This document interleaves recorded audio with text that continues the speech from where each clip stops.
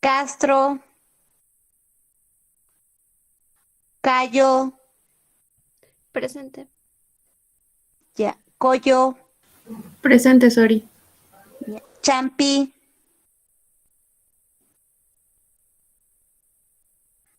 Champi, Choque, Presente, Sori. ya. Collazos, Presente, Sori. ya. Delgado, Presente. ya. Gallegos, Presente, Zoraida, buenas tardes. Gamarra, Presente. García Hanna,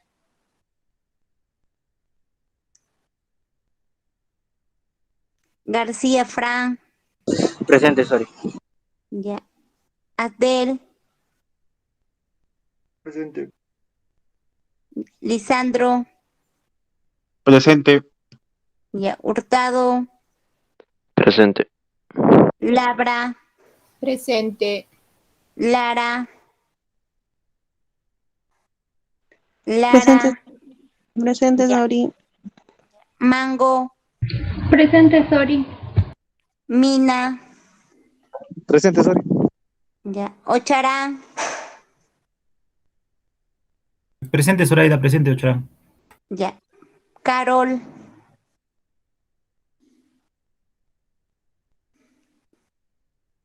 ya. Payé, Presente, Sori. ya. Polo, Presente. Quispe, Presente, Sori. ya. Gabriel Patricia, Saona, Presente, Saida. ya. Presente, segura. Saona, Presente, Saona. Soriano, Presente, ya. Sori. Soto, Presente, ya. Sori. Velázquez, Presente, ya. Sori. Villena, Presente. ya. Vivanco, Presente, Sori. ya. Aldair, Presente. ya. Zúñiga, Zúñiga, ya. ¿Alguien más, por favor? Sori, yo porfa, Castro Quirita. Ya, mija. Ya. ¿Alguien más? Gracias. Payardel, Payardel. Ya. Gracias. ¿Alguien más, compañeros? Ya. Ya está, doctora.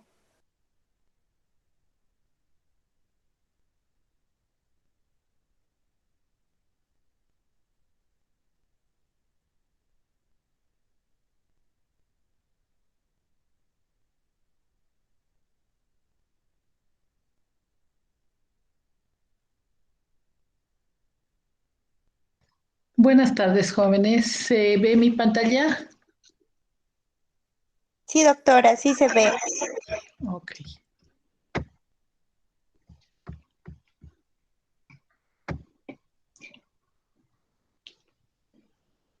Hoy día vamos a ver lo que se refiere a patología vestibular.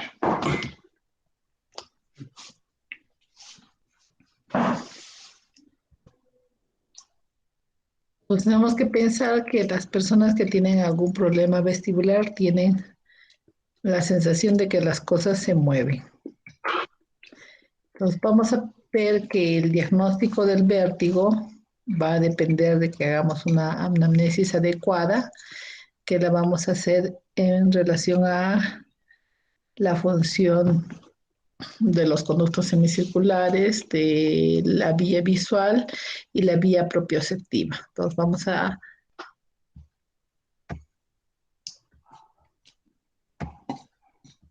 vamos a evaluar estos tres sistemas, ¿no? En el sistema vestibular, generalmente el paciente nos va a hablar de un vértigo rotatorio acompañado de náuseas, mareos y vómitos. En el sistema auditivo puede referirnos a acúfenos o alteraciones en la audición. Y también nos puede referir a algunas alteraciones neurológicas como cefalea, trastornos visuales, de conciencia y pulmones. Nos tenemos que preguntar acerca de los antecedentes de importancia, ¿no? Si el paciente tiene enfermedades cardiovasculares, ya sea hipertensión arterial, enfermedades sistémicas, si presenta algún tipo de alergia, si tiene problemas endocrinológicos como diabetes, hipertiroidismo, alguna colagenopatía, alguna neuropatía periférica, ¿no? Si ha sufrido un traumatismo encefalocraneano, si ha tenido alguna enfermedad infecciosa como es la sífilis, tifoidea, si cursa con alguna enfermedad renal, si es dializado, si consume algún medicamento ototóxico, en especial los aminoglucósidos, si tiene hábitos como tabaquismo, alcoholismo, si ha sido sometido a alguna intervención de cabeza y cuello, sobre todo en lo que se refiere al glomus timpánico o paraganglioma, que también se llama, o si hay algún problema en el centro de trabajo, en el medio familiar,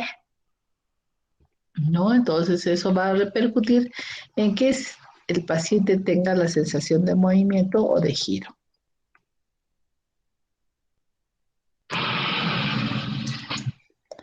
Entonces, al hacer nuestro examen físico, nosotros vamos a tener que revisar fondo de ojo, va a hacerle una automicroscopía, revisar cuello, si hay soplos, revisar cada uno de los paros craneales, sobre todo los movimientos oculares, ¿no? El reflejo consensual, reflejo corneal, ver cómo está la musculatura facial, ¿no? En la parte auditiva vamos a hacer una audiometría y vamos a hacer las pruebas vestibulares. Vamos a ver cómo se encuentra su reflejo nauseoso, podemos evaluar cómo están las cuerdas vocales, podemos evaluar un décimo par pidiendo que eleve los hombros, ¿no? Y el duodécimo con los movimientos de la lengua. Aparte vamos a ver cómo está su frecuencia cardíaca, su ritmo, ¿no? Vamos a hacer pruebas de función cerebelosa, pruebas de equilibrio, tanto estáticas como dinámicas. Podemos también solicitarle algunos exámenes de laboratorio, una biometría hemática completa, ver cómo está su glucosa, urea, creatinina, su perfil lipídico, porque eso también puede influir en que haya problemas de vértigo. Vamos a ver cómo está la función tiroidea, ¿no? Vamos a ver si tiene sífilis, para ello vamos a pedir la prueba de BDDL. Podemos también solicitarle un electrocardiograma. Vamos a pedir radiografías de columna cervical, sobre todo en los pacientes con antecedentes de accidentes o que tengan problemas de mareo o vértigo cuando realizan ciertos movimientos, ¿no? Y eventualmente podríamos pedir una posición para oídos, que son dos, ¿no? Que es la radiografía de Schuller, que nos va a permitir evaluar la mastoides, y la Stembers, que nos va a ver también la mastoides, pero a través de las órbitas. Dentro de nuestra evaluación otoneurológica, lo que vamos a hacer es una audiometría, una timpanometría, vamos a hacer el test de glicerol, que les vamos a explicar luego, vamos a solicitarle potenciales evocados auditivos y una electrococleografía. Nuestro estudio vestibular completo va a incluir las pruebas de Romberg, las de marcha, de coordinación. Vamos a ver cómo está el nistagmo, si es espontáneo, si es posicional. Podemos hacer pruebas calóricas, introduciendo agua helada y agua caliente. Vamos a hacerle una electronistagmografía o una nistagmografía por video, ¿no? Y en el caso de que sospechemos de alguna masa tumoral retrococlear, vamos a pedir una tomografía y una resonancia. Entonces vamos a tratar de identificar qué laberinto se haya lesionado. En cuanto al tratamiento, vamos a enfocarlo en relación a supresores vestibulares que modifiquen tanto la transmisión nerviosa en la vía vestibular como los bloqueadores de receptores de neurotransmisores, tanto antihistamínicos y anticolinérgicos, o fármacos cuya mecanismo de acción es enfocado a remitir la etiología del vértigo. Dentro de los sedentes vestibulares vamos a utilizar antihistamínicos como meclicina, la cinacina. Podemos utilizar el fenobarbital, la clorpromacina, las fenotiacinas, ¿no? La escopolamina, la atropina, las benzodiazepinas también. Y dentro de los estimulantes vestibulares, evidentemente vamos a encontrar las anfetaminas, la cafeína, alpirestamol, almigamil, al extracto de ginkgo biloba. Y dentro de los diuréticos que vamos a pedir, porque hay pacientes que van a tener retención de líquidos, van a estar la acetazolamida y la hidroclorotiazida. También podemos ayudarnos con algunos corticoides como la prednisona, la dexametasona, la metametasona. Podemos hacer uso de calcio antagonistas que van a permitir una mejor circulación a nivel del oído, ¿no? De las arterias que lo irrigan tanto en el laberinto anterior como en el posterior, ayudándonos con la flunaricina, el nimodipino y la beta-histidina. Y finalmente vamos a proceder a enviar ese paciente a medicina física, ¿no? Que quieran dar su examen, para que ellos nos apoyen con lo que es la compensación vestibular. También podemos hacer uso de otros medicamentos que mejoren la circulación, que es la pentoxifilina, ¿no? La aceticolina, la hidroelgocristina también. Y si no funciona, bueno, nuestra última alternativa sería el tratamiento quirúrgico, sobre todo en el caso del hidros laberítico. O sea, un paciente con un cuadro agudo de vértigo podemos hospitalizarlo si estamos en el nivel adecuado. Lo vamos a poner en un ambiente aislado, con una luz no directa, libre de ruidos. Le vamos a dar una dieta fraccionada, generalmente es hiposódica, hipoalergénica, hipograsa, ¿no? Porque hay muchos pacientitos que tienen problemas, por ejemplo, de colesterol, de triglicéridos elevados. Y vamos a iniciar un goteo con dimeglinato de 50 miligramos endovenoso. Puede ser cada 8 horas, puede ser STAT. Vamos a asociar, si es cada 8, o puede ser un goteo con bomba, en la que se mezcla, ¿no? El dimeglinato, la dextrosa, lidocaína, sin preservantes por si acaso, y sin vasoconstrictor, 15 cc diluidos a 15 gotas por minuto durante 3 días.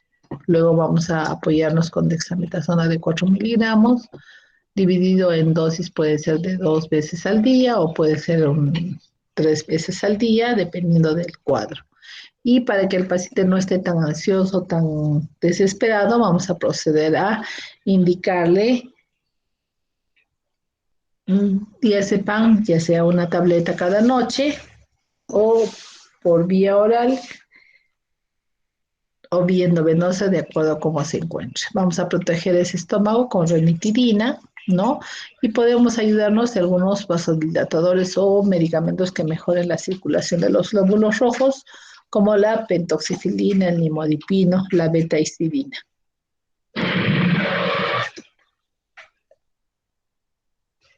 Recordar que vamos a tener un vértigo de origen central y un vértigo periférico.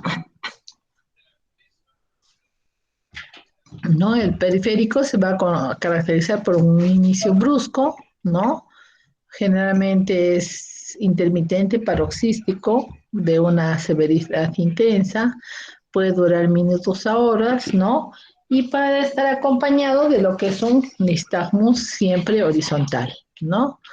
Puede ser un vértigo objetivo o un vértigo subjetivo. Generalmente se asocia a síntomas neurovegetativos como náuseas y vómitos, y algunos pacientes suelen referir a acúfenos y o sordera. En cambio, en el vértigo central, obviamente va a ser de inicio lento, ¿no? Prolongado en el tiempo, rara vez intenso, puede durar días, meses, años, ¿no? Generalmente el nistagmus es rotatorio y tiene una pulsión lateral. No siempre se acompaña de náuseas y vómitos y generalmente no va acompañado de acúfenos o disminución en la presión.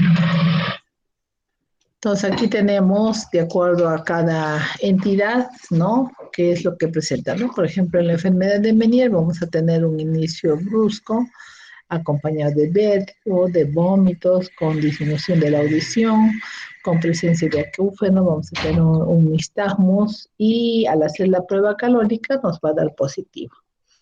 En el caso de un tumor que es el neurinoma del acústico, bueno, va a tener más que todo vértigo, va a estar acompañada de sordera, de acúfeno y de nistagmos y va a ser positivo en la prueba calórica.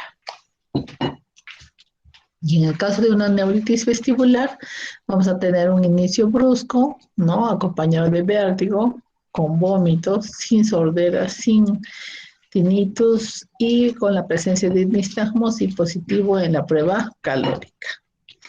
Y en el vértigo postural, que generalmente es de las personas de la tercera edad, vamos a tener la sensación de vértigo, ¿no? Acompañada de nistagmos y positivo en la prueba calórica, no acompañada de otros síntomas. Y también en el vértigo cervical vamos a tener un inicio que puede ser evidentemente brusco, acompañado de vértigo y de nistagmos.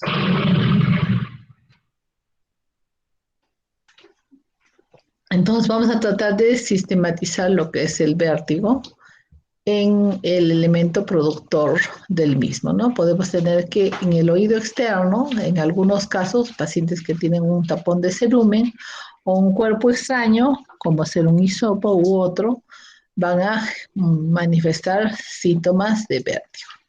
O también en los pacientitos que tienen problemas a nivel del oído medio, con tímpanos retraídos, o sea, la caja ha disminuido de volumen, no curse con una enfermedad infecciosa aguda como una otitis media, ya sea supurada o una otitis media serosa, también va a cursar con vértigo, ¿no? Y en el caso de enfermedades crónicas se puede producir una labirinthitis infecciosa,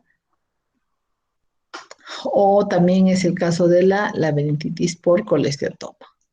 También va a existir lesiones con hemorragia.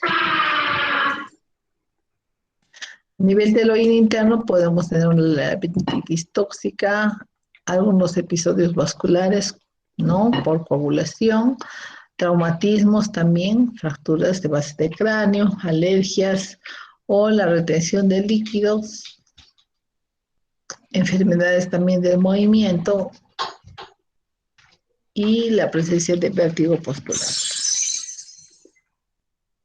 Nos vamos a evaluar también lo que es el octavo par craneal, ¿no? Viendo si hay algún problema de una infección o si hay algún problema de un traumatismo o un tumor. También vamos a evaluar las estructuras de la vía vestibular y ver si hay problemas a nivel del tallo encefálico, ¿no? En el caso de infecciones por ya sean encefalitis, meningitis, absceso cerebral, por algún traumatismo,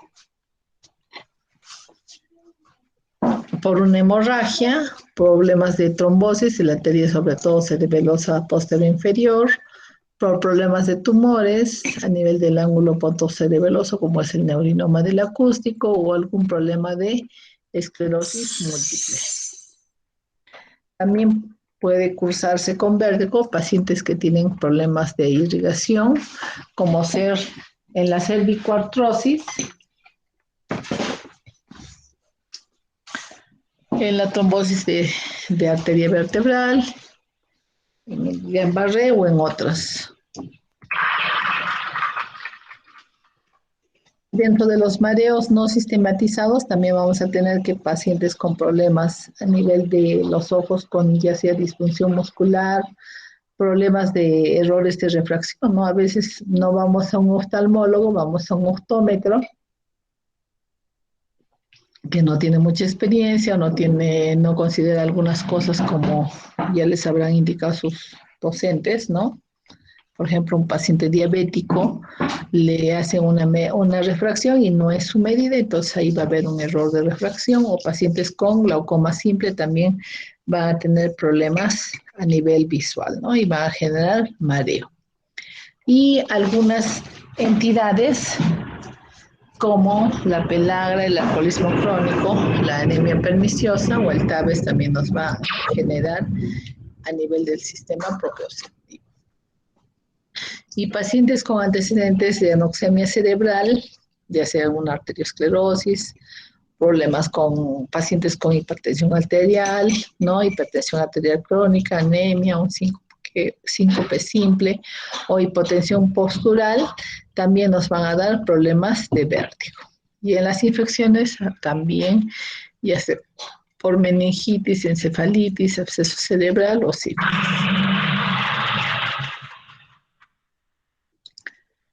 No tenemos que dejar de considerar los traumatismos, ¿no? Sobre todo actualmente que hay muchos más accidentes de tránsito, la presencia de tumores, ¿no? Algunos pacientes con migraña, con problemas de epilepsia menor, ¿no? Y también vamos a tener problemas de mareo en estados endócrinos, como es la menstruación, el embarazo o la menopausia, el hipoparatiroidismo con tetania, el hipotiroidismo, el hipertiroidismo, la hipertensión paroxística suprarrenal o la hipoglicemia. Y pacientes con trastornos de psiconeurosis. Entonces tenemos que recordar que el equilibrio está asentado en tres sistemas, ¿no? El sistema visual, el sistema propioceptivo y el sistema vestibular. Entonces este sistema vestibular se va a controlar la función del movimiento tanto angular a través de los canales semicirculares como la función otolítica del complejo triculosacular, ¿no?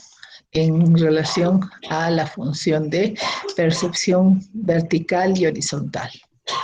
Entonces, vamos a ver que para ver la función angular podemos hacer pruebas calóricas, ¿no? Pruebas del VEGID, que es el prueba del impulso cefálico asistido. Vamos a ver que movemos la cabeza a un lado, generalmente a la derecha, digamos, y en determinado momento hacemos un movimiento rápido de regresar a la línea media, ¿no? Y lo conocemos como test de impulso cefálico o HIT. Y si se registra por video, se llama VEGID. Entonces, en el caso de la función otolítica, vamos a también pensar en evaluar los potenciales evocados miogénicos o tanto oculares como de los músculos cervicales. Entonces, no olvidemos que la aceleración angular se va a dar por los conductos semicirculares y la aceleración lineal, así como la posición de Gravett, va a estar controlada por el sáculo y el utrículo. Esos van a informar al sistema nervioso central junto con las respuestas visuales propioceptivas, ¿no? Con la médula espinal, el cerebelo, para ayudarnos en el control postural y con el sistema oculomotor. Entonces, los síntomas van a ser inestabilidad con sensación de giro o rotación, la presencia de nistagmus, síntomas vegetativos y síntomas auditivos. Dentro de las patologías que tenemos que cursan con vértigo está la enfermedad de Meniere, que se denomina como idiopático endolavéntico o hidropesía endolinfática idiopática. Fue descrito por Próspero Meniere en 1861, vuelto a describir en 1984 por Papadella, quien nos hace una diferenciación de lo que es la enfermedad del síndrome. Y se observa que se trata de un desorden del oído interno por un acúmulo de líquidos, ¿no? De excesiva producción o defectuosa reabsorción. Entonces, en la enfermedad de Meniere vamos a tener una tríada, que es la hipoacusia, neurosensorial fluctuante y progresiva, las crisis paroxísticas y episódicos de vértigos acompañados de náuseas, vómitos y sudoración, y la presencia de acúfenos. La clínica de la enfermedad de Meniere va a estar precedida por auras, donde va a tener el paciente la sensación de plenitud en el oído e intensificación del acúfeno si ya lo tenía.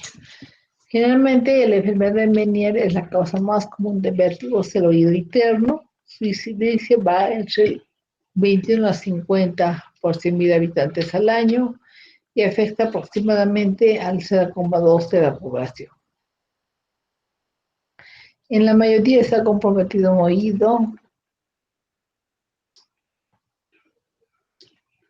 habitualmente se extiende para comprometer ambos oídos en un tiempo hasta de 30 años, ¿no? Y en un 50% los pacientes refieren a enfermedad bilateral. Entonces empieza su clínica entre los 20 a 50 años, con un ligero predominio del sexo femenino, donde las mujeres, sobre todo las mayores,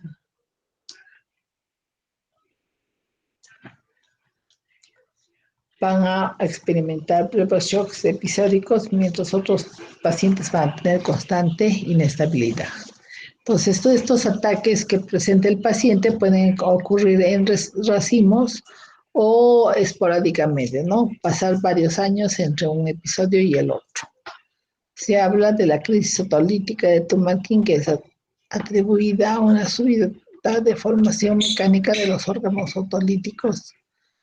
Va a causar rápidamente una activación de los reflejos visuales. Entonces, la etiopectogenia es incierta, ¿no? Se considera una forma idiopática y sintomática del hidroceno linfático consciente de una dilatación del laberinto membranoso por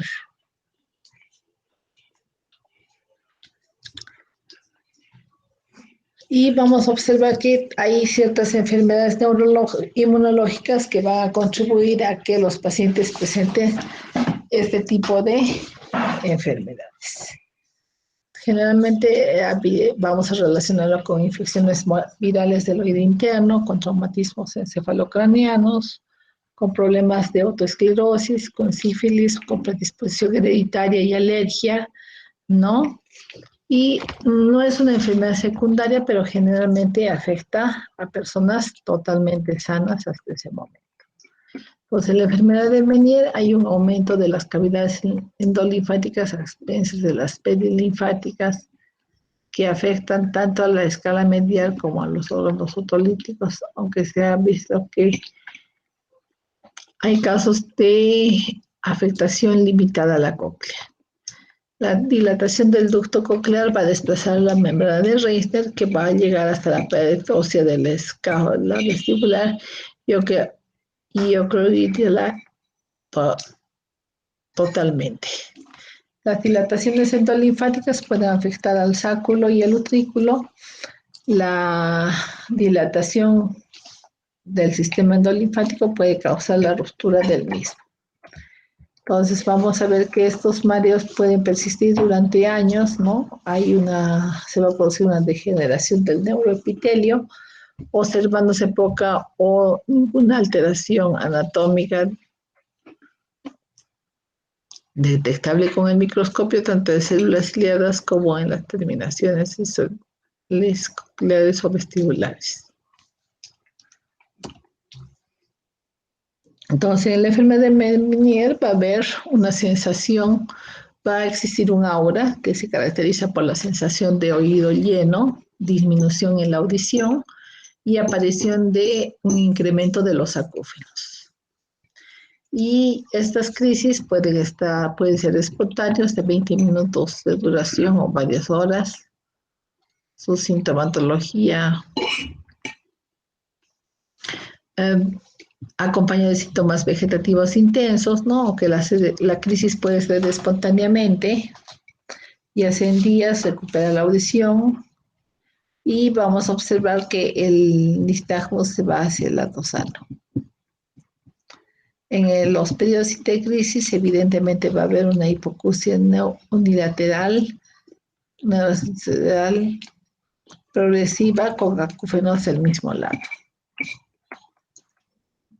Cuando se daña el oído interno, vamos a tener una muerte de células ciliadas, ¿no? Que nos va a generar una sordera unilateral, ¿no? Y las células ciliadas vestibulares van a ser más resistentes en la declinación de la respuesta calórica en los años. Entonces, los cambios a nivel del oído, como son la dilatación del sáculo, la adherencia del pie del estribo, ¿no? Dilataciones y retracciones del utrículo, ruptura en el sistema de suspensión del laberinto membranoso y no existiendo evidencia de lesión en el cócleo vestibular, vamos a pensar en una hidropesía endolinfática, que es por hiperproducción de endolinfa de características bioquímicas normales por aumento de la producción del segmento arterial de la estrella vascular. Y vamos a tener una reabsorción insuficiente por deficiencia del saco endolinfático también. Entonces, estas alteraciones a nivel del equilibrio que debe haber entre la endolinfa y la perilinfa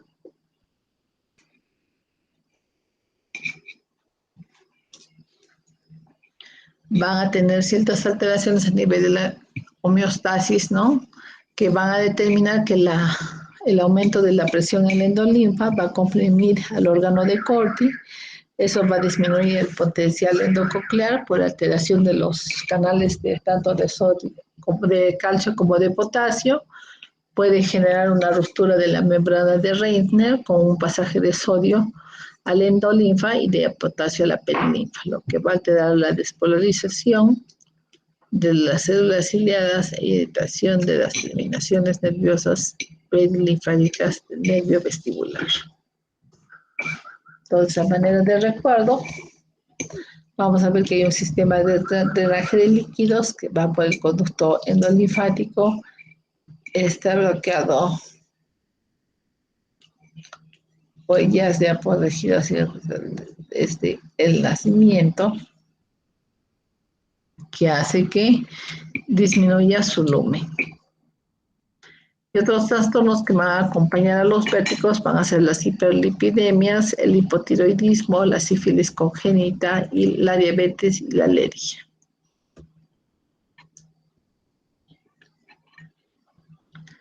Dentro de nuestro diagnóstico vamos a buscar los siguientes síntomas. Si hay crisis de vértigo, si hay una hipoacusia perceptiva fluctuante progresiva, si el paciente manifiesta acúfenos, si hay un periodo donde no tuvo ningún problema, o si tiene auras con sensación de que el oído estuviera lleno o un incremento a nivel de su acúfeno. También en la audiometría vamos a encontrar ciertos hallazgos.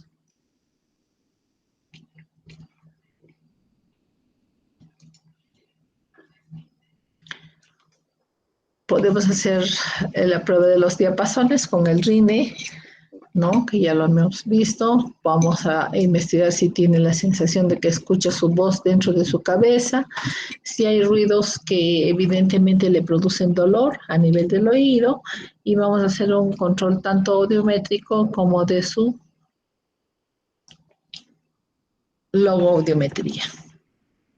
Dentro de los criterios diagnósticos para lo que es la enfermedad de Menier, vamos a tener una enfermedad cierta, o qué es la enfermedad de Menier con confirmación histopatológica. Vamos a hablar de una definitiva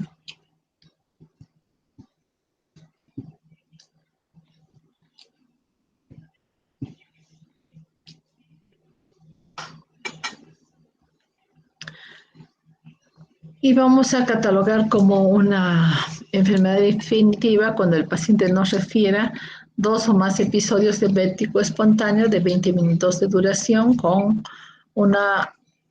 Al realizarle la audiometría vamos a ver una hipoacusia, generalmente con caída a nivel de tonos graves, ¿no? El paciente nos va a referir acúfenos o clonitis óptica en el oído afectado y hayamos excluido otras causas. Y la enfermedad posible va a estar en relación al vértigo episódico sin hipoacusia o hipoacusia neurosensorial con desequilibrio, sin crisis, donde se excluyen otras causas. Y la enfermedad probable es un episodio de vértigo acompañado de hipoacusia en la audiometría, acúfenos o plenitud óptica en el oído afectado y se han excluido otras causas.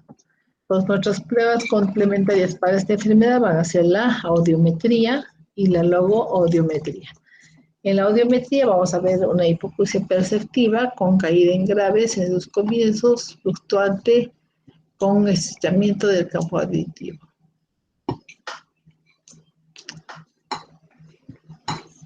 Entonces ahí vamos a hacer uso de los diapasones para ver cómo están nuestras pruebas, tanto la de Weber, la de Rinne como la de Schroeder.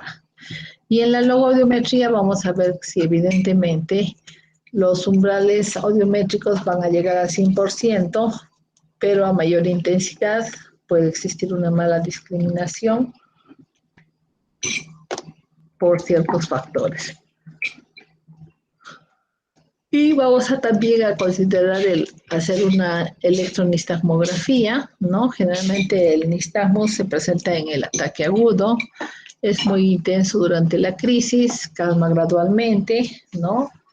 Puede ser de 3 tipos, ¿no? Puede batir hacia el lado afectado, generalmente es en el periodo inicial y rotativo, y luego batir hacia el lado sano cuando haya periodos de calma.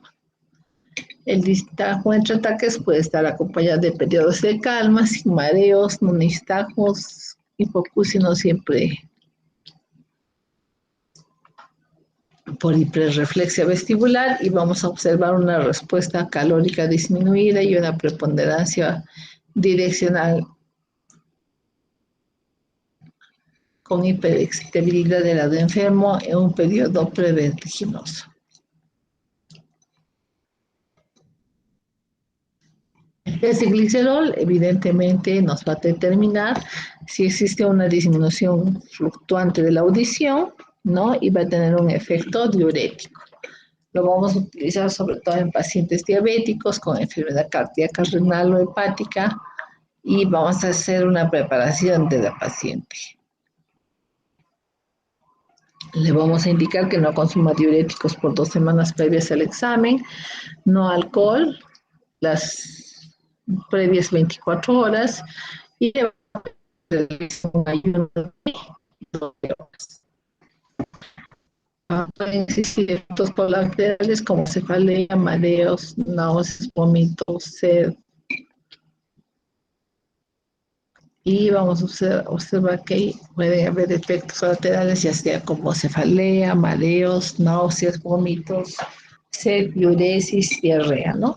Entonces, ¿en qué consiste el test de glicerol? En introducir en el paciente 1.2 cc de glicerol, ¿no? En una sola toma, se va a dar sangre hipertónica, deshidrataloide interno, la audiometría va a ser de más.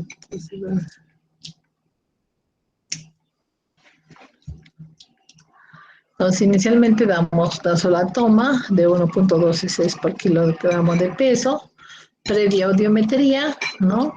Luego vamos a hacer, entonces, al terceros una nueva audiometría en la que vamos a observar que la audición mejora en 10 decibeles y disminuye el acúfeno y la sensación de presión. La circunstancia en la que se presenta esto es en un periodo de calma, donde el acúfeno, la hipoacusia, los mareos, las náuseas y los vómitos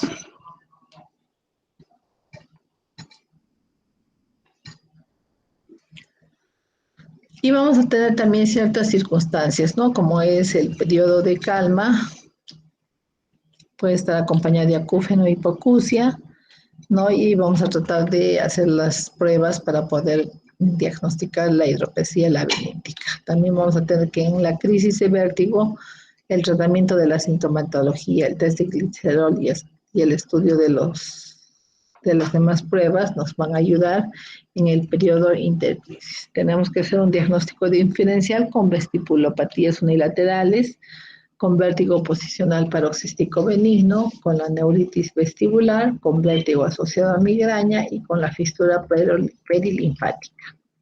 Entonces, generalmente los cuadros de vértigo van a tener una evolución, ¿no? Acompañados de hipoacusia, acúfenos y plenitud óptica, que van a remitir, ¿no? Y las crisis van a reducirse espontáneamente.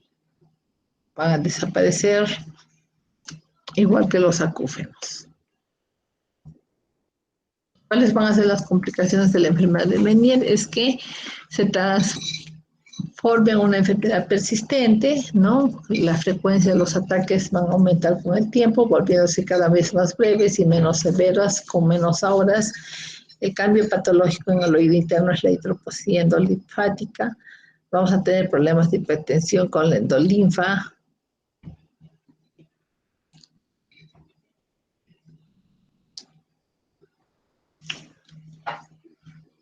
Y en el caso de un aumento de la presión de la endolinfa que va a comprimir el órgano de Corti, el paciente va a referir sensación de plenitud, dificultades en la audición y reclutamiento, que este es un examen audiométrico.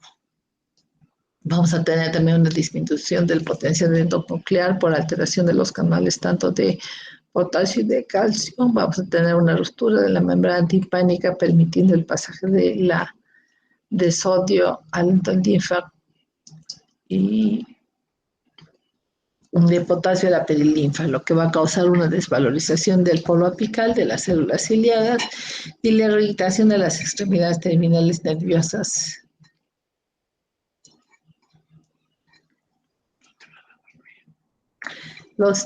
También tenemos que tener en cuenta los estados de retención de líquidos, ¿no? Que en el caso de las hiperlipidemias, en el hipotiroidismo, en la sífilis, en la diabetes y en las alergias, ¿no?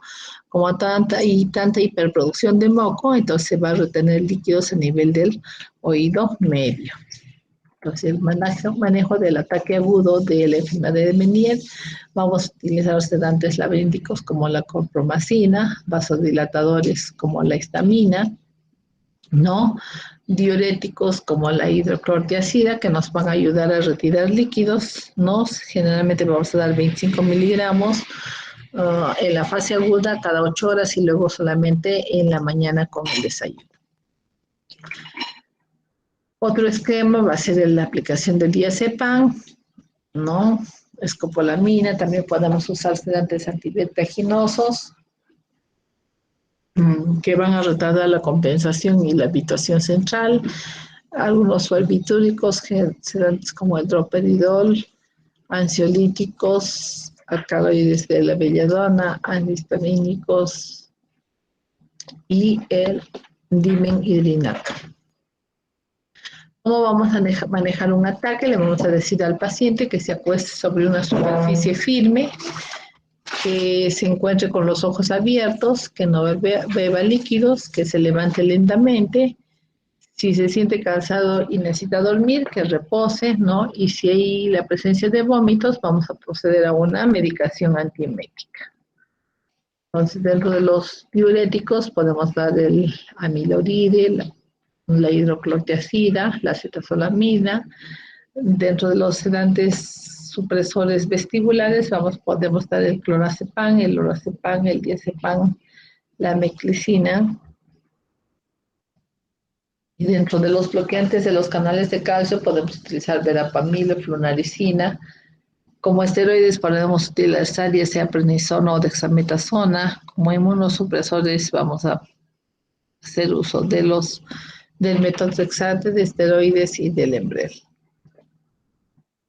Entonces la dieta para el hidrops laberíntico va a ser una restricción de líquidos, ¿no? Y de sal vamos a eliminar la cafeína y el alcohol. Entonces vamos a pedirle al paciente que distribuya la toma de líquidos y alimentos en el día, que evite comer alimentos que contengan altos niveles de sal, que tome una adecuada cantidad de líquidos al día, que evite alimentos y bebidas que contengan cafeína, que limite la ingesta de alcohol a un vaso de cerveza o vino, que evite alimentos que contengan glutamato de sodio, como es el Ajinomoto, ¿no? Y vamos a también decirle que evite la aspirina, así como fármacos que contengan cafeína y que deje de fumar. Entonces, el vértigo es la pérdida de la conciencia espacial, ¿no? Y el desequilibrio es la pérdida de la estabilidad postural por influjo de los extensores de un lado y otro. Y el nistagmos es un problema de alteración ocular.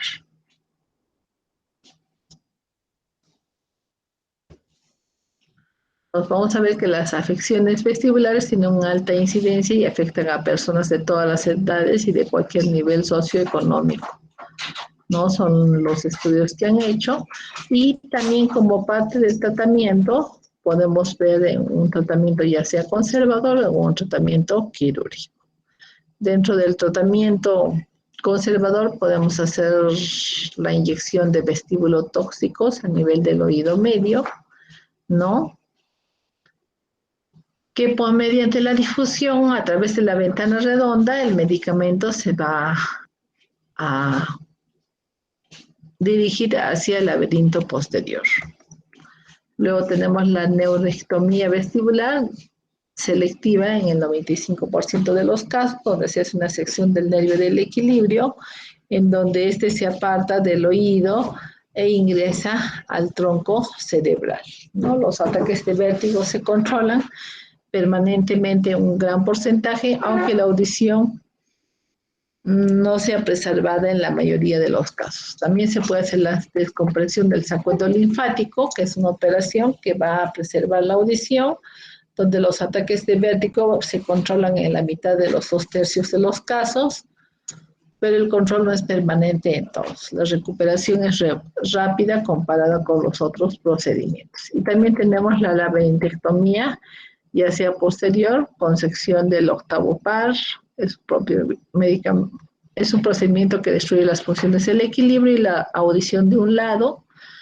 Se considera esta técnica cuando ya no tenemos otra opción,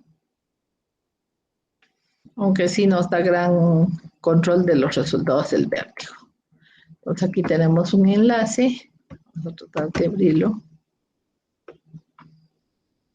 A ver, un minutito.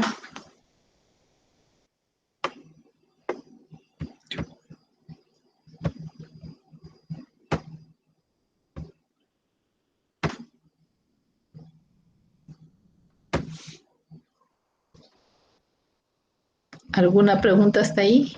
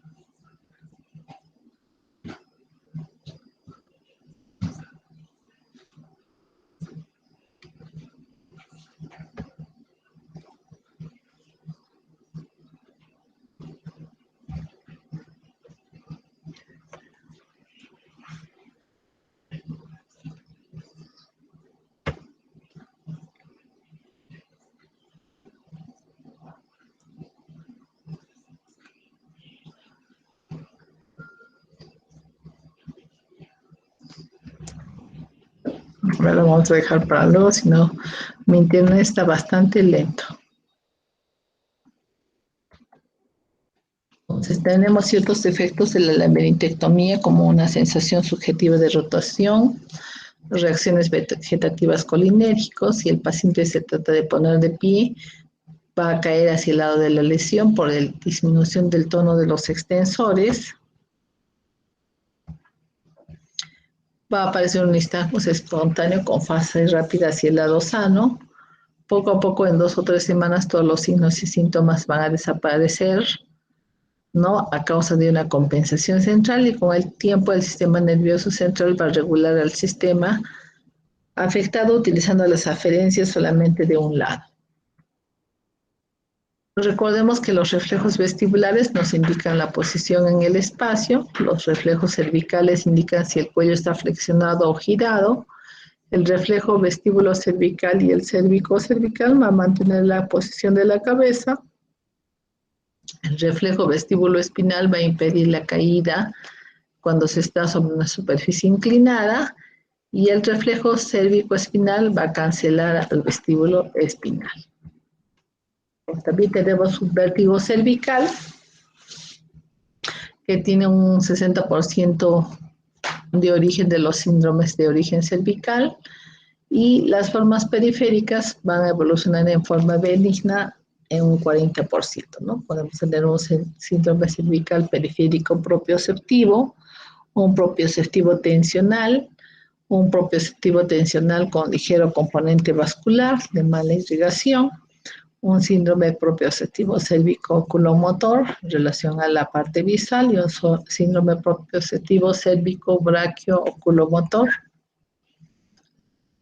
20% de estos cuadros son de naturaleza vascular, como el síndrome de claudicación del sistema de la arteria vertebral, cuando hay una claudicación de la arteria vertebrovasilar, o una claudicación de la arteria vertebrovasilar cerebral posterior, y el 70% van a ser síndromes periféricos y el 30% van a ser síndromes centrales, donde del 20 al 58% pueden ser pacientes que sufren un traumatismo encefalocraniano cerrado, con síndrome de latigazo cervical que cursan con mareos, vértigo y desequilibrio.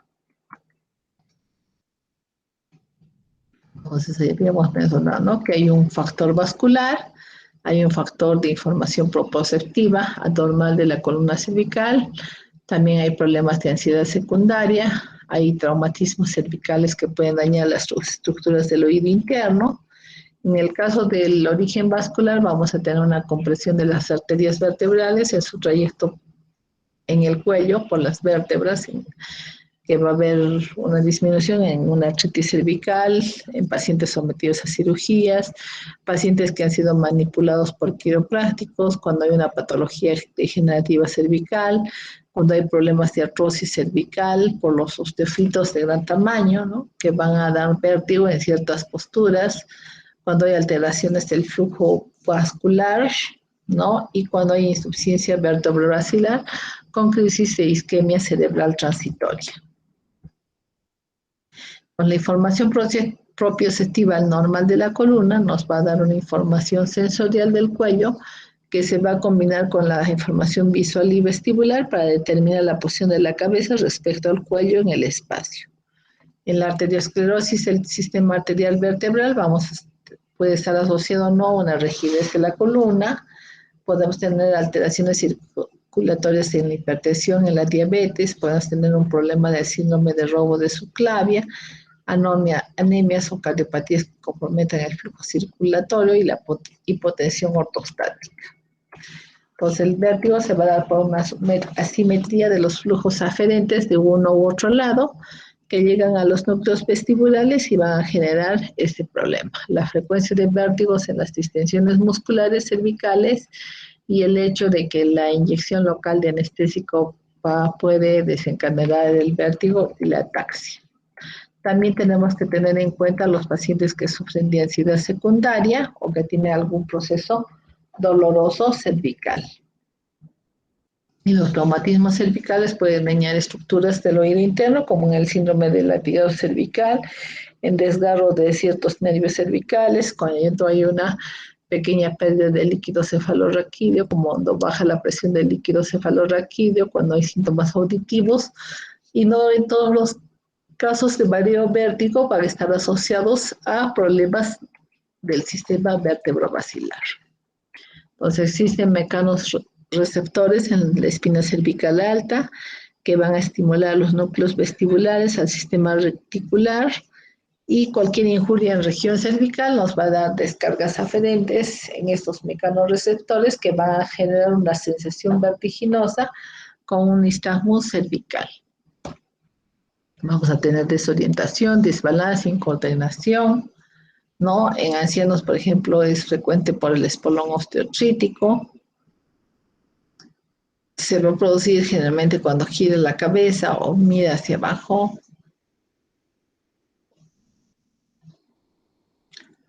Y en jóvenes también pueden presentarse los espasmos musculares con lesión del latigazo, que se acompañan de vértigo por una tensión muscular y una alteración de la configuración de las carillas articulares. El diagnóstico de vértigo cervical, este es un proceso realmente un poquito difícil. No hay un consenso de lo que es el vértigo cervical, pero tenemos que tenerlo en cuenta. Tenemos que excluir otras posibles causas de vértigo, ¿no? Vamos a describir también a la enfermedad de Meniere, al vértigo central, al vértigo psicógeno. Vamos a incluir en este grupo a los simuladores. Puede existir también un vértigo postraumático y debemos de considerar una causa suficiente para desarrollar vértigo cervical el haber sido expuesto a algún accidente, sobre todo los que producen latigazo cervical o artritis severa. Entonces, también se pueden dar síntomas por masajes o por vibración cervical, ya que ahora la mayoría de las personas les gusta acudir a saunas.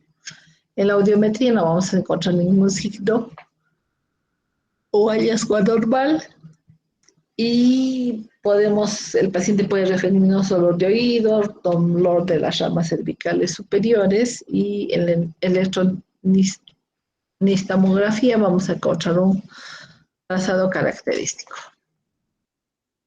¿no? En el examen físico, en este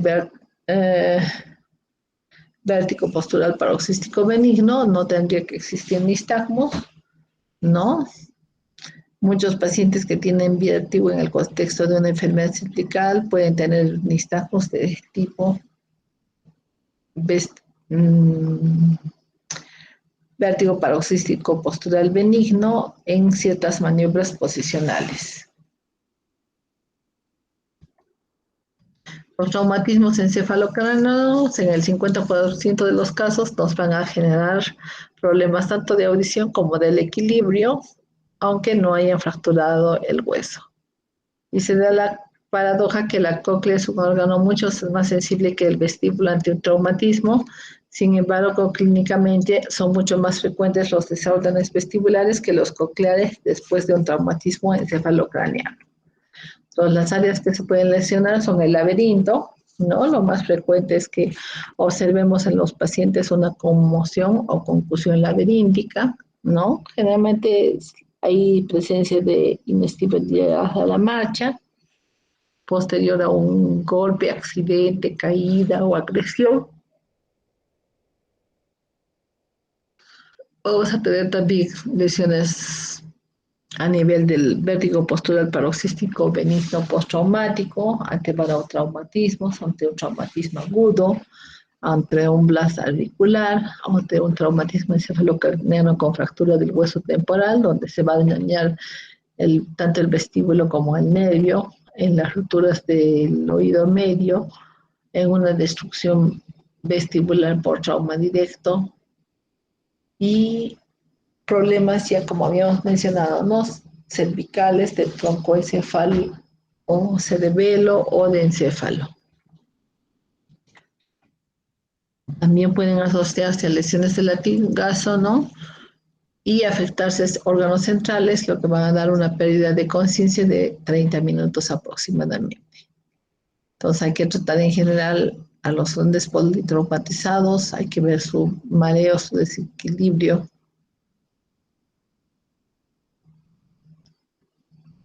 Y también observas que hay un vértigo posicional, pero nunca tan intenso como el de origen periférico.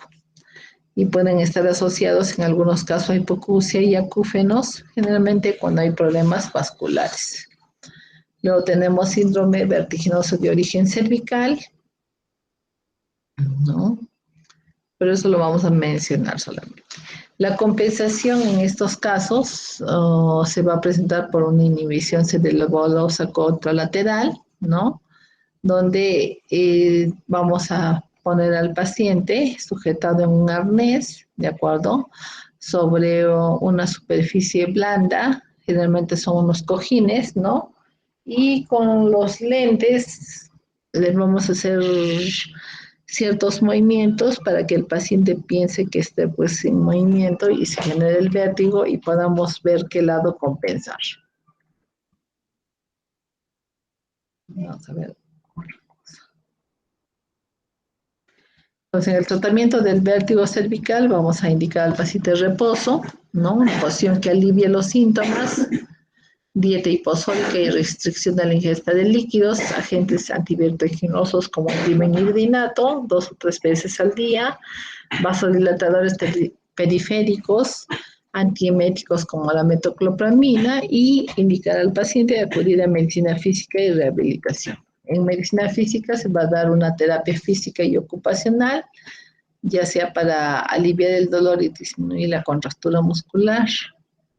Va a incluir movilización suave, ejercicios e instrucciones para la correcta postura del cuello. Generalmente a la mayoría de nosotros, a nuestros abuelitos, nos gusta andar jorobados, entonces eso va a ir lesionando nuestros cuellos, ¿no? Y algunos autores evidentemente recomiendan la tracción o inyección en los puntos dolorosos del cuello para corregir este problema. El pronóstico generalmente es bueno en el 75% de los pacientes, ¿no? Aquí tenemos algunos ejercicios que debemos hacer, sobre todo los que estamos más de 6 horas en la computadora, o hacer uso del ultrasonido para lograr una mejoría, ¿no? Entonces, como síntomas secundarios puede haber una disminución de la fuerza muscular, incremento de la tensión, y en lo que es la rehabilitación vestibular, va a comprender ejercicios dirigidos a disminuir los síntomas de mareo, a incrementar la función del equilibrio y incrementar los niveles generales de actividad del paciente. Entonces se tiene que evaluar el sistema musculoesquelético, evaluar el equilibrio y evaluar el vértigo. En el caso de la función musculoesquelética, vamos a revisar la fuerza, la sensación de coordinación. En el caso del equilibrio y la marcha, vamos a incluir el test que compara el nivel de equilibrio del sujeto con la de su edad. Vamos a ver que existen habilidades estáticas y dinámicas que son evaluados, incluyendo el equilibrio durante la marcha. El vértigo va a comenzar con un cuestionario de mareos para determinar la frecuencia y severidad de los síntomas de mareo para documentar los cambios de estilo de vida derivados del problema que aqueja al paciente. Entonces también podemos incluir relajantes musculares como la orfenadrina, ¿no? 10 miligramos cada noche, lo que va a disminuir su dolor, ¿no? Podemos indicar antidepresivos que van a ser usados en los casos de que el paciente tenga un dolor crónico o con una depresión reactiva, y las benzodiazepinas van a inhibir la actividad en reposo de los núcleos vestibulares y pueden reducir la actividad de un sistema.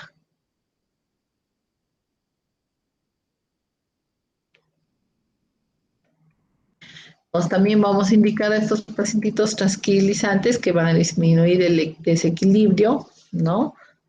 Esperando en la compensación central, vamos a utilizar sedantes mayores si se requiere, ¿no? Puede haber una inyección con toxina butulínica para reducir la contractura dolorosa, ¿no?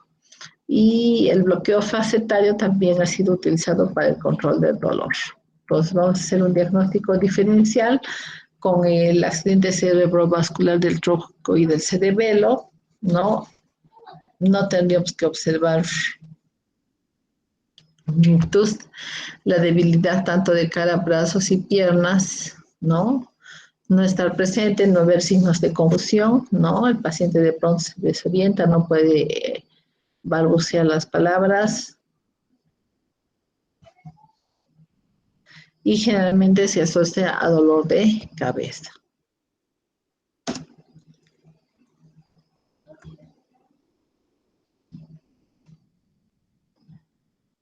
Entonces vamos a tener un vértigo verdadero, una sensación inespecífica de cabeza vacía, ¿no? Vamos a tener una sensación inminente.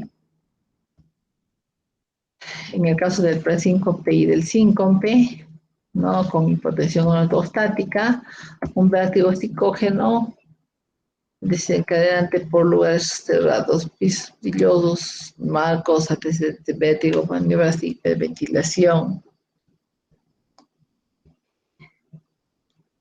Entonces el vértigo puede ser, como habíamos mencionado inicialmente, ya sea periférico o central. Y un mínimo porcentaje puede incluir a ambos, ¿no? Dentro del periférico está el vértigo postural paroxístico benigno y la enfermedad de Meniere. Dentro del central están las hemorragias, los tumores y las isquemias, y de la intersección van a estar los síndromes vestibulares agudos.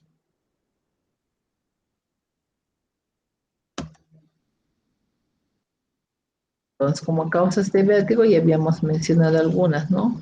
El vértigo paroxístico postural benigno, la neuronitis vestibular, la periodontitis aguda, ya sea viral, bacteriana o autoinmune, la enfermedad de Meniere, traumatismos del cráneo, migraña basilar, vértigo cervical, ya sea neural o vascular, las fístulas perilinfáticas que hemos visto en la parte de otitis media crónica, ¿no? El hidrocendo linfático, la compresión microvascular del séptimo par, o toxicidad, ya sea por aminoglucósidos, diuréticos, quimioterápicos, enfermedades beta-alcohólicos como diabetes, hipotiroidismo, hipertiroidismo, o la presencia de tumores como un neurinoma, meningioma o metastásicos. También podemos tener problemas de isquemia de la arteria vestibular, ¿no? Anterior. Podemos tener una automastoiditis crónica, un postquirúrgico y otros. Aquí también tenemos un listado de esos cuadros, ¿no? Vemos que, por ejemplo, en la clínica, en la vía vestibulocular, vamos a tener vértigo, nistagmos, diplopías, oscilopsias y alteraciones en los reflejos oculovestibulares. En la vía vestibuloespinal vamos a tener trastornos del equilibrio, con desviación de miembros y tronco, con lateral pulsión a la marcha, con una ataxia vestibular. En la vía vestibulo-reticuloespinal se va a ver comprometido el tono muscular. En la vía vestibulo-vagal va a estar comprometida la sintomatología autonómica. Y en la vía vestíbulo-talamo-cortical vamos a tener una sensación subjetiva de inestabilidad con componente afectivo del vértigo. Entonces, semiológicamente vamos a tener al paciente de pie con los ojos abiertos y con los ojos cerrados, ¿no? Le vamos a pedir que en la prueba de Romberg ponga sus pies juntos. Podemos hacer un Romberg sensibilizado o tandem, donde vamos a poner un pie delante del otro y vamos a ver a qué lado el cuerpo lo pulsa. Podemos hacer pruebas de marcha, tanto la Gutenberg, la de Balinski, la marcha en tandem, la marcha en estrella, el test de Fukuda. También podemos evaluar cómo están los miembros, ¿no? Así es como el PASPOINT o señalamiento de los índices, el test de escritura vertical. Podemos hacer maniobras como el reflejo oculovestibular, la de Hallpike, la de Rollon, el test infusocefálico y la lectura dinámica.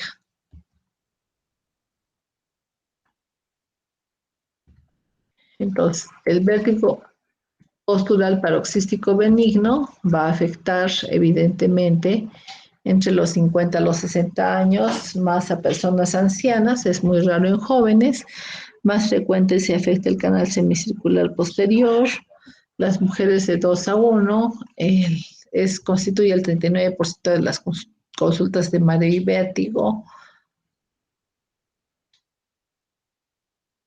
Puede ser idiopático o puede ser secundario con un traumatismo encefalocraneano, laberintitis varal, enfermedad de Meniere, migraña. Podemos tener antecedentes de que sea secundario a un traumatismo encefalocraneano, a la práctica de ciertos deportes, tratamientos dentales, neuronitis o laberintitis. Se ha visto como factores de riesgo a mujeres en edad mayor a 60 que cursan con depresión en el último año, asociados a hipertensión arterial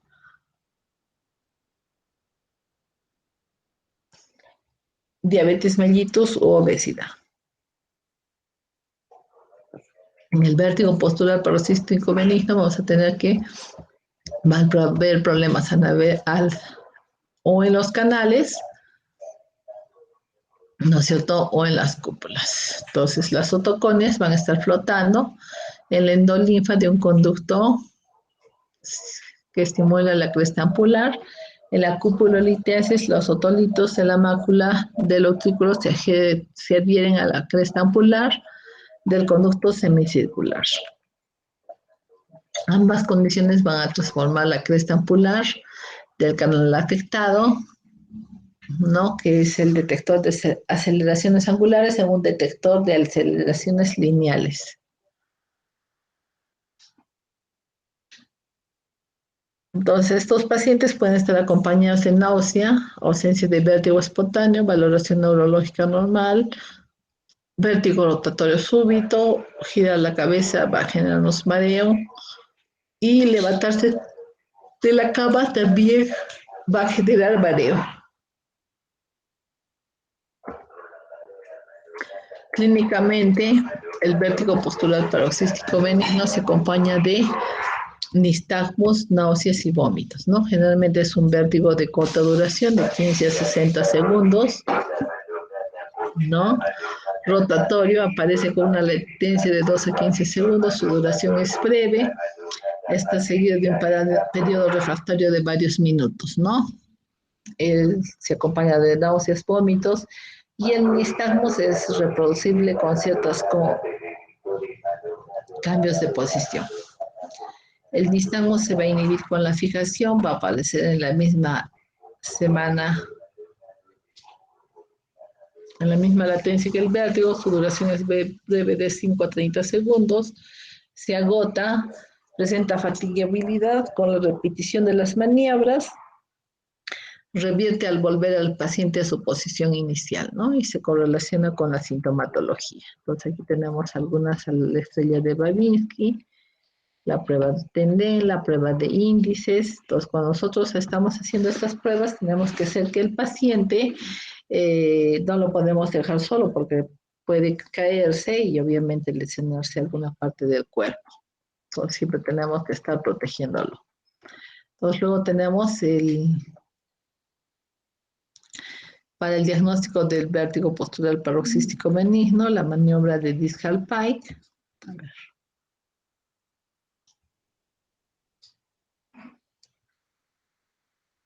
Esperemos que ahora sí nos cargue.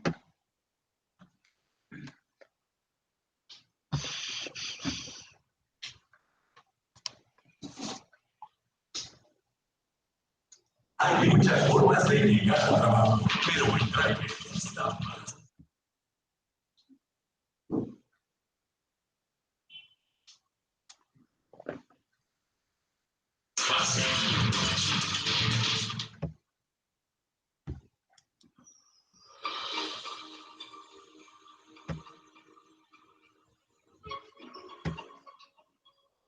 The Dix-Hallway maneuver is performed whenever BPPV is suspected of causing a patient's dizziness.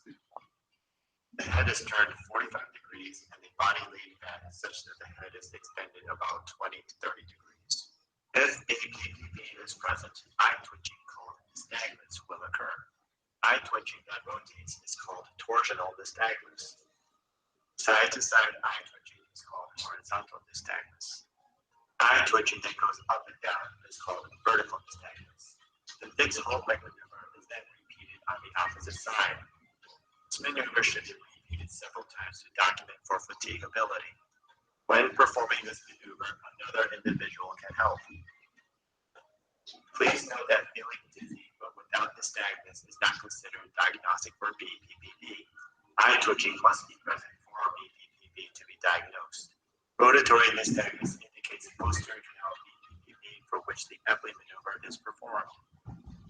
Lateral nystagmus indicates lateral canal BPPV for which the Lempert's maneuver is performed. Vertical nystagmus indicates superior canal BPPV for which the deep head hanging maneuver can be performed.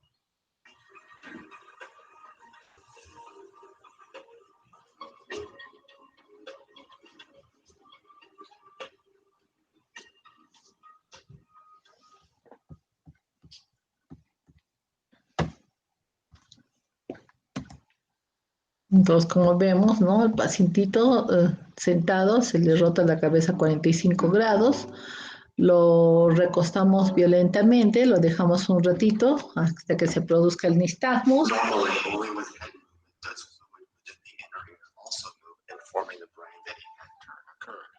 However, should a crystal called an otolith gets displaced into the posterior canal of the inner ear, BPPV dizziness occurs. Fluid movement occurs due to the crystal rather than head turns, causing the brain to think movement has occurred even though none has happened. The Epley maneuver is performed to treat this posterior canal BPPV by trying to get the loose crystal out of the canal. This maneuver is started by turning the head 45 degrees and the body laid back such that the head is extended about 20 to 30 degrees. If BPPV is present, eye twitching called nystagmus will occur.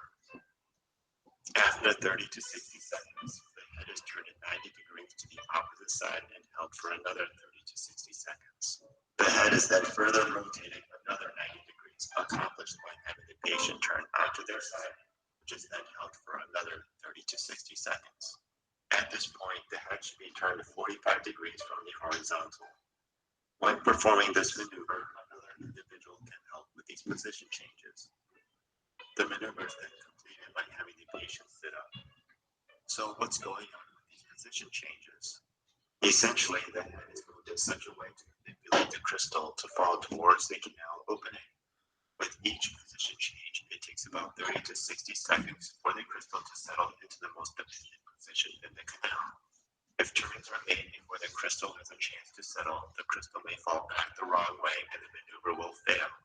It's also important that the head positions are angled correctly, or else the crystal will not settle to the correct position in the canal and the maneuver will fail. Also, if the position changes are done too slowly, the crystal may not settle quickly enough from lack of momentum, and the maneuver will also fail. Once the crystal falls out of the canal, the dizziness should resolve if due to posterior canal BPPV.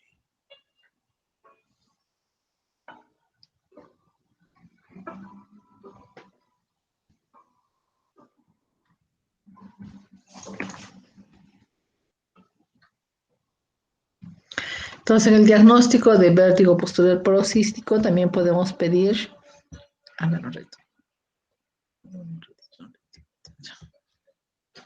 Normally, only with head movement does fluid within the inner ear also move, informing the brain that a head turn occurred. However, should a crystal called an otolith gets displaced into the superior or anterior canal of the inner ear, BPPV dizziness occurs. Fluid movement occurs due to the crystal rather than head turns, causing the brain to think movement has occurred even.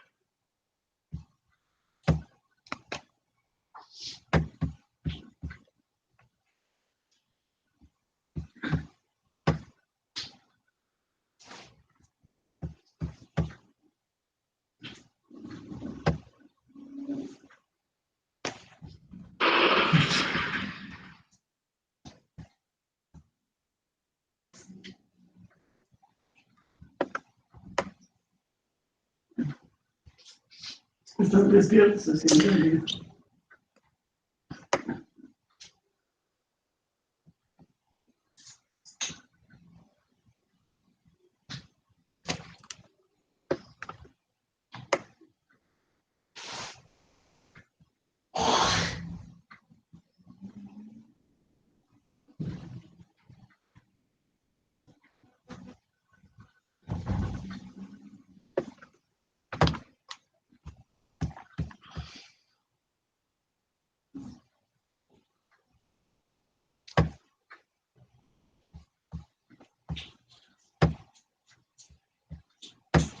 Entonces podemos hacer también los potenciales vestibulares evocados miogénicos.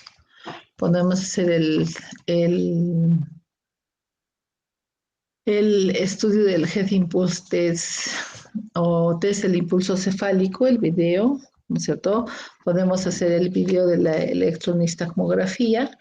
En el VHID vamos a tener un registro de los 6 canales semicirculares, ¿de acuerdo? Nos va a permitir determinar si es de canal, si la lesión está en el canal lateral, en el canal posterior, y poder hacer correctamente nuestras maniobras de reposición. que ya las hemos visto, ¿no? Y luego vamos a hablar de lo que es la neuronitis vestibular, que es la segunda causa más frecuente que afecta a la primera neurona del nervio vestibular. Generalmente es una inflamación retrolaberíntica de etiología viral, se menciona, con una crisis única de inicio súbito, con un vértigo intenso de más de 24 horas sin compromiso neurológico. Entonces el vértigo es intenso, espontáneo, ¿no? Por arreflexia o por hiporreflexia. Hay un desequilibrio en la posición de pie y de marcha con lateralización del cuerpo, acompañado de náuseas, vómitos, palidez y sudoración, con una audición normal. El examen, vamos a encontrar un nistagmus espontáneo con y sin fijación ocular. Vamos a encontrar un test de impulso cefálico de mirada fija cuando hacemos un movimiento de la cabeza a 30 grados. Vamos a hacer el cover test, que es normal, que consiste en, ahorita lo vamos a evaluar. Y tenemos el VEGI, donde estamos moviendo 30 grados la cabeza del paciente, en este caso hacia el lado derecho, y en un momento hacemos un movimiento rápido de retorno y ahí se va a producir el nistagmus. Y en el cover test nosotros vamos a ocluir un ojo, ¿no? Y luego vamos a retirar este oclusor y vamos a ver cómo se produce un nistagmus que se dirige a la línea externa. Entonces el tratamiento está en relación a sedar antivertiginosos como la verticidina, mediante sedantes, antieméticos como la metoclopramina, vamos a dar corticoides como la prednisona, ¿no? Vamos a indicar al paciente terapia física con una reeducación vestibular precoz para generar una compensación vestibular. Vamos a ver que el vértigo desaparece en pocos días, que la inestabilidad permanece por 2 a 3 meses. Hay una hipoarreflexia hasta 2 años, en el 50% de los casos se recuperan al 100%, el 50% puede presentar secuelas, ¿no? Donde vamos a observar que cuando se hace la prueba calórica, que es la introducción de agua, vamos a tener una aparición unilateral vestibular, vamos a tener un vértigo resuelto por compensación central o un nistagmus también resuelto por compensación central. En cuanto al pronóstico, está en función a la gravedad de la lesión, a la edad del paciente, a la precocidad de la estimulación sensoriomotora. Como habíamos indicado, vamos a poner al paciente sobre una almohada, sujetado por las arneses, y mediante los lentes se le va a hacer la estimulación visual para que pueda controlar ese nistagmus y ese vértigo. En la laberintitis aguda tenemos un proceso inflamatorio del laberinto que puede ser una laberintitis tóxica o serosa o una laberintitis supurativa. En la laberintitis serosa, las toxinas o productos químicos de las bacterias van a dañar el oído interno por contigüidad con hiperemia y derrame de los líquidos del laberíntico. Existen cambios inflamatorios que pueden generar una fibrosis, ¿no? Y una degeneración de todo el neuroepitelio sensorial. Tiene como causa la otitis media aguda, la otitis media crónica o la meningitis. Y en la laberintitis supurativa, que son síntomas sistémicos cuando el problema es causado por una infección de las meninges u otra infección, tenemos que tener como antecedente la infección en el oído, los datos clínicos, la exploración física, el estudio audiológico y vestibular, ¿no? Entonces vamos a dar antimicrobianos y en el caso de una otitis media crónica vamos a hacer una cirugía de las mastoides. El pronóstico evidentemente es bueno cuando se baja la tasa de mortalidad y morbilidad, ¿no? Aunque no es tan bueno para lo que es la función. Y la fístula perilinfática generalmente se debe a una inflamación crónica del laberinto ocasionada por una infección a nivel de una otitis media crónica, una labirintitis o un colesteatoma, que lo que va a hacer es una exposición del laberinto por infección o traumatismo. El paciente va a tener la sensación de mareo, ¿no? Y puede acompañarse también la presencia de vértigo cuando escucha un ruido intenso que se conoce como fenómeno de Tull. El signo de la fístula también se puede observar en la fístula perilinfática, ¿no? Apretamos el trago y se va a generar un nistagmus, ¿no? Y generalmente nuestro diagnóstico va a ser tomográfico.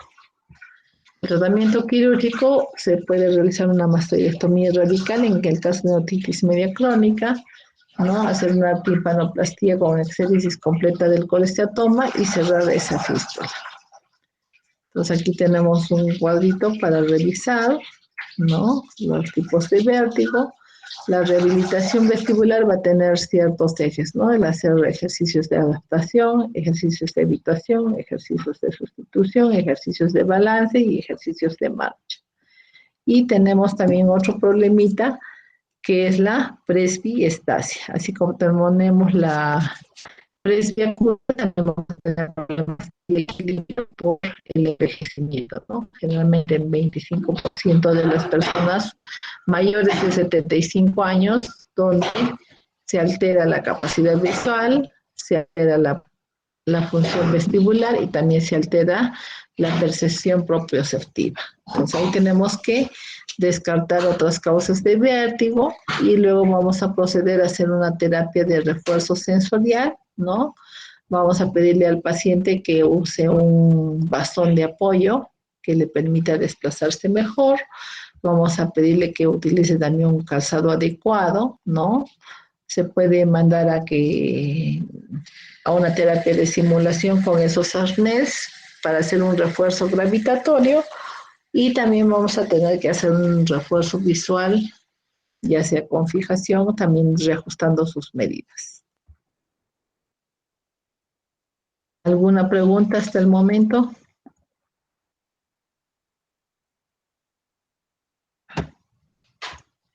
Doctora, disculpe, la pregunta es el vértigo de los ancianos.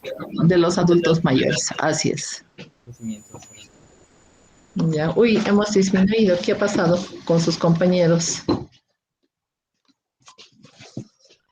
Creo que se han dormido. ¿Se han dormido o se ha ido la señal? Una de las dos. Ok, entonces... Vertiginosa. Sí, realmente. Está como cuando nosotros estudiamos lo que eran los tipos de nistagmus, que también es otra cosa que nos dio vértigo, de tantos nistagmus, de los tipos de nistagmus. Doctorita, disculpe, he estado consultando para esta clase de CTO y no es tan completo. ¿Me podría sugerir algún otro librito para complementar esta clase? Ya, voy a buscarles uno y voy a tratar de compartírselos en la clase. ¿De acuerdo? Doctora, muchas gracias. Pero de todas maneras, revisen su CTO en todo lo que hemos hecho en la parte del oído, porque ya tendríamos que dar nuestro examen el próximo jueves. Sí, doctora, este jueves. Qué bien. El próximo jueves, ¿de acuerdo?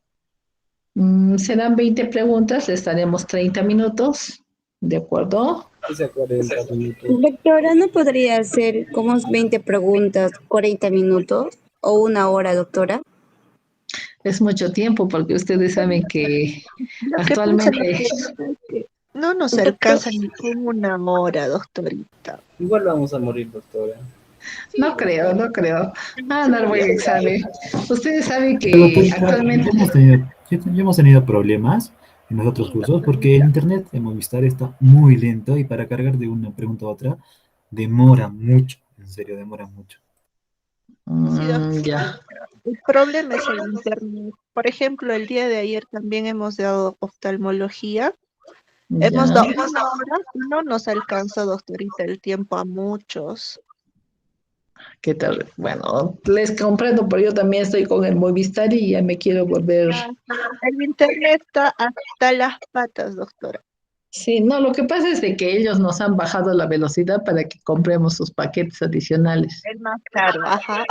Exactamente. O sea, no es que el internet está malo, sino que ellos han bajado la calidad del internet para que nosotros paguemos más, para obligarnos a pagar más. Exacto, sí, doctorita. Y por eso a los que perjudican son los que tenemos clases, ¿no? Sí, pues a todos los que trabajamos con el internet, porque yo también cuando hago la teleconsulta, han visto ahí, es cosa seria, porque no abre las tomografías, no abre los laboratorios, ¿no? Y tienes que decirle al paciente, o le llamo luego o vuelvo a sacar una cita porque no abre. Ya. Bueno, todos sacarán 20/20, me imagino, con una hora. ¿De acuerdo? No, igual está Doctora, difícil. depende, doctora, de las preguntas que nos tome. No, las preguntas van a ser fáciles, no van a ser difíciles. Gracias, Además doctora. van a ser prácticas. Doctorita linda. Eso nos ha hecho en oftalmo también, doctora, y estaban súper difíciles. Sí. ¿Ah, sí? ¿Qué les habrá preguntado el doctor? Bueno, oftalmo es un mundo mucho más difícil, mucho más Lo complejo. que pasa, doctorita, es que se nos va el tiempo cuando los casos clínicos son largos y hay que releer y ahí se va el tiempo también. No les voy a hacer casos clínicos, no se preocupen. Ya. Los casos clínicos son para su práctica, sí, repasen su CTO. Los casos clínicos son para su práctica, ¿de acuerdo? Gracias, doctora. Así es, por el momento. Dime. Nivel a las peruanas. No, nivel práctico nomás, cosas que puedan recordar para que lo pongan en práctica, pues, cuando tengan que ver a un pacientito. ¿De acuerdo? Para médico general, doctorita. Claro, para médico general, no para especialista. Gracias. Si fuera especialista, me imagino nistagmus agiotrófico, geotrópico, uy, ya. Ahí sí les daría vértigo. Saldrían con vértigo del examen. Ok, muy bien. Bueno, hemos terminado antes. Podríamos, dime. Una preguntita sobre el tema, por favor. Usted definió vértigo en dos tipos, central y periférico, pero dentro del periférico había un ejemplo que decía dentro del trauma craneoencefálico por lesión del laberinto, creo que era. Claro, generalmente en las fracturas, ¿no es cierto? Se va a lesionar pues el laberinto posterior y ahí nos va a dar un vértigo periférico. No vamos a tener un vértigo central. O, por ejemplo, también estos accidentes, en estos politraumatizados, lo que nos da es conmoción laberíntica. O sea, después del accidente tienen inestabilidad, no pueden pararse, o sea, no controlan sus movimientos, pero es porque haya habido sangrado, ¿no? A nivel de los conductos semicirculares y eso les genera lo que se llama conmoción laberíntica, que es bastante frecuente, ¿no? Es muy frecuente. Entonces el paciente está unos días pues inestable, hay que apoyarlo igual con vasodilatadores, con antihistamínicos, ¿no? Hay que darle algo de tranquilizantes también, porque mira, sobre que has tenido un accidente, has tenido un shock y un estrés postraumático, entonces evidentemente el paciente anda pues todo alterado, ¿no? Entonces, esos son los más frecuentes que hay que considerar, ¿no? Entonces, como dicen, ¿no? El vértigo periférico es de inicio brusco, en cambio el vértigo central es de inicio progresivo, ¿no? Así es. Esa es la diferencia. Y siempre también cuando hay problemas de vértigo, para definir central de periférico, tienen que preguntarle, ¿no? Si se le adormece el brazo, si ha perdido el habla, si se ha olvidado las cosas, ¿no? Entonces ahí pensamos en un ictus, en una isquemia, ¿no? En algo central que no tiene que ver. Un vértigo periférico no puede tener olvidos, no puede tener visión, o sea, visión borrosa, sino que se quedó, que ve oscuro, por ejemplo, ¿no? Eso no va con vértigo periférico. Porque a veces también el otro día, por ejemplo, el familiar de un colega, ¿no? No tengo aquí su historia, voy a buscarla a ver si la encuentro, creo que ya lo he borrado. Entonces me decía que estaba con vértigo, que se le adormecía la lengua, que se le adormecía no sé qué cosas. Entonces eso ya no era periférico, pues ya era más un problema nervioso o psiquiátrico también, ¿no? Entonces hay que descartar esos dos elementos, ¿no? Porque hay muchas personas, sobre todo, bueno, nosotras las mujeres en la menopausia, con tantos problemas que existen actualmente, entonces también vamos a somatizar, ¿no? Entonces hay que ver que el paciente no esté somatizando también. Eso hay que tratar de identificar y deslindar. Doctora, muchas gracias. ¿Alguna otra pregunta? Bueno, lo ideal hubiera sido hacer pues nuestras prácticas para poder hacer todas las maniobras. Pero bueno, veremos todavía cómo va la situación. Así es. Aunque ya tenemos, creo, amenaza de vernos al próximo año, pero ya será con el otro semestre.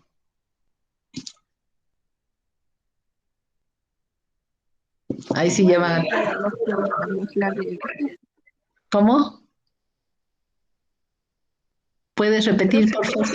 El próximo ciclo, doctorita, si puede, podemos rotar con usted si es que se puede, ¿no? Presencialmente.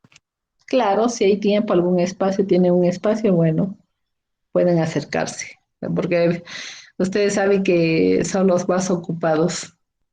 Como tienen prácticas de una y de otra cosa, es bastante complejo. Claro, lo ideal es tratar de llevar las materias que te corresponden nada más, ¿no? Pero si tienes que llevar materias de más abajo, es complicado, porque ya te altera todos tus horarios. Así es. Ya no es tan compatible el asunto. Bueno, entonces, ¿qué otra cosa más? A ver, entonces va a ser una prueba de selección múltiple. Yo creo que 1 hora es demasiado, pero bueno, vamos a poner en el horario aquello, ¿no? Imagino que todos sacarán 20 sobre 20. Ojalá, doctorita, se va a aprender esto. Así es, así es. Además, Doctorita, ustedes saben. un librito básico para repasar para el examen. No básico, ¿no? Ya, voy a tratar de descargarlo. Voy a ver cómo lo puedo descargar aquí. O si no, le voy a mandar a Zoraida para que lo descargue y lo comparta con todos. Ya, doctora. Gracias, doctora. ¿Listo? Lo comparta con todos y puedan revisarlo. También. Así es, el complemento. Su CTO. Lo importante es que sepan su CTO como el catecismo. ¿No? En todas las materias, no solamente en otorrino. Así es, porque así van a tener absolutamente todo presente. Por ejemplo, a los residentes de medicina familiar, les decimos, repasa tu CTO, y se supone que ellos ya son residentes de medicina familiar. ¿No? Así es, muchachos. Listo, entonces, por hoy día nos quedaríamos aquí. El día jueves, la primera hora su examen y la segunda hora ya avanzamos nuestra materia. Muchas gracias, doctora. Está bien, doctora, muchas gracias. Buenas tardes. Buenas tardes, cuídense. Gracias, doctora. Buenas Muchas gracias, tardes. doctora. Hasta luego. Hasta luego, buenas tardes.